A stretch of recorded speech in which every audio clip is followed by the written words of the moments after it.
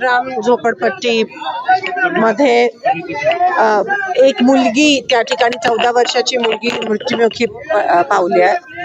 सोलापुरात काही दिवसापासून घाण पाणी येत आहे. तुम्हाला आठवतंय की 15 वर्षापूर्वी कॉलेरा झालेला, कारण का पाईपलाईन कुजलेल्या. आता गेले 3 वर्ष महापालिकेमध्ये प्रशासक आहे, आयुक्त नाही आहे, त्या ठिकाणी नगरसेवक नाही आहेत, महापौर नाही आहे, कारण का इलेक्शन घेतले नाही आहेत आणि पाईपलाईन दुरुस्ती झाली नाही आहे, त्या ठिकाणी चेंबर्स दुरुस्ती झाली नाहीत, नागरिकांकडून पैसे घेतले जात आहेत.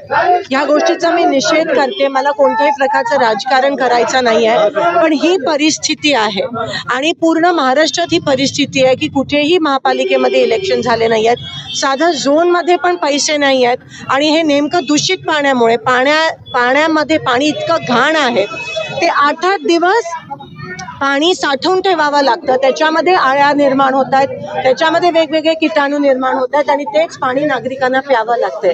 आता शास्त्रीनगर असेल, जगजीवन राम झोपडपट्टी असेल, पूर्व भाग असेल, सगळ्या नागरिकांकडून तक्रार आहे की आमच्या इथे एकतर 8 दिवसाआड पाणी येत आहे, जे येत आहे ते घाण पाणी येत आहे, मैल मिश्रित पाणी येत आहे आणि ही पूर्ण चूक ही महापालिकेची आहे, पूर्ण चूक ही सत्ताधाऱ्यांची आहे, कारण का इलेक्शन्स घेतले नाही आहे आणि आयुक्त आत्ताच आले, त्यांना काही माहीत नाही. खरं तर उन्हाळ्याच्या आधी सगळं वॉशआउट झालं पाहिजे, पाणी पुरवठा चांगला झाला पाहिजे, सगळे चेंबर्स दुरुस्त झालं पाहिजेत, पण हे सरकार ह्याबाबत गंभीर नाही आहे आणि आज सामान्य नागरिकांना बळी द्यावा लागतोय सरकारच्या निष्काळजीपणामुळे.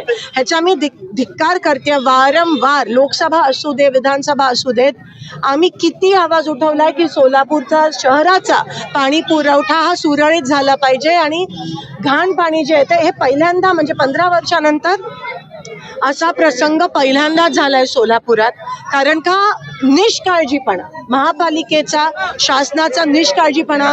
मुख्यमंत्री अनेकदा आलेत, उपमुख्यमंत्री अनेकदा आले, त्यांचं सरकार आहे, पण साधं किरकोळ एवढी पण साफसफाई करू शकत नाही आहेत. या गोष्टीचा मी धिक्कार करते. ती मुलगी जी गेली आहे, अजून एक मुलगी सिव्हिलमध्ये त्या ठिकाणी मरण पावली आहे, अजून एक मुलगी त्या ठिकाणी सिरियस आहे. असं जर होत असेल तर आम्ही गप्पा बसणार नाही आणि या मुलींचा, सामान्य नागरिकांचा बळी पडत असेल तर सरकारचे डोळे उघडायला पाहिजेत. त्यांना नुकसान भरपाई तर मिळालीच पाहिजे, पण गेलेल्या मुलीचा जो उणीव आहे ती कोण भरून काढणार आणि ताबडतोब या ठिकाणी लक्ष काढून सगळं पूर्ण सोलापूरचा पाणी पुरवठा साफ झाला पाहिजे. खरं तर महापालिका प्रशासनाच्या अधिकाऱ्यांच्या जे चेंबर जातात ड्रेनेजचे, त्यामधूनच पाण्याची पाईपलाईन पास होते. हे कुठेतरी हा नेहमीच विषय असतो की मैल मिश्रित पाणी आणि पिण्याचं पाणी हे एकत्रित होतं. पण जर झोन असतो, महापालिका असते, तेव्हा प्रत्येक उन्हाळ्याच्या आधी हे साफसफाई घेत असते, जिकडे किरकोळ काम आहे ती करत असते. यावेळेस कोण बघताय मला सांगा? ना नगरसेवक आहे, ना महापौर आहे, ना आयुक्त आहे. म्हणजे महापालिकाच राहिली नाही तर ही कामं कशी होतील आणि बळी कोणाचा जातोय? सामान्य नागरिक. म्हणजे काय चाललंय माझ्या सोलापुरात, काय चाललंय महाराष्ट्रात? तुम्ही मला सांगा. आज महापालिकेचे आयुक्त असतील, सगळे पाणी करतायत, हे लोक तक्रारी करत होते, तक्रारी चार्ज ते दाखवत आहेत, तो पण सगळी महापालिका झोपली. कधी डोळे कधी उघडणार? म्हणजे जीव जाण्याची वाट पाहिल्यावरच असं होतं आणि एवढं आम्ही बोलत असतो पण निगरगट्ट ही लोक आणि म्हणून काहीही त्या ठिकाणी केलं जात नाही. वरवर फक्त तरंगतायत, हे झालंय ते झालंय. महाराष्ट्रात एवढी इन्व्हेस्टमेंट, गोरगरीब मरतायत, झोपडपट्टी असतील, गावं असतील, तिकडे लोकांना प्यायला पाणी नाही, जे पाणी आहे ते पण घाण पाणी आहे. 8-8 दिवस साठा करून ते पाणी पितायत आणि आज हा दिवस आपल्याला बघायला मिळतो. काय चाललंय? काय भूमिका असणार आहे? आणि तुम्हाला बाकीच्या गोष्टी फक्त दंगली सुचतायत, त्या ठिकाणी राजकारण सुचतं. हे जे सामान्य लोकांचे प्रश्न आहेत त्याच्याकडे कोणी वळून बघत नाही. धिक्कार, मी निषेध करते मुख्यमंत्र्यांचा, उपमुख्यमंत्र्यांचा आणि प्रशासनाचा. मी या ठिकाणी धिक्कार आले पाहिजेत. इलेक्शन व्हायच्या आधी जे प्रशासक आहेत सोलापुरात, पूर्ण साफसफाई त्या ठिकाणी झाली पाहिजे पाईपलाईनची आणि लवकरात लवकर चांगलं पाणी प्यायला येईल असं पाणी सोलापूरला सप्लाय झाला पाहिजे. गरमी उन्हाळा आहे, सोलापुरात पाऊस उशिरा होतो, पाण्याचं नियोजन झालं पाहिजे. दर 2 दिवसात लोकांना पाणी मिळालं. ताई, आपण भावनिक झालात.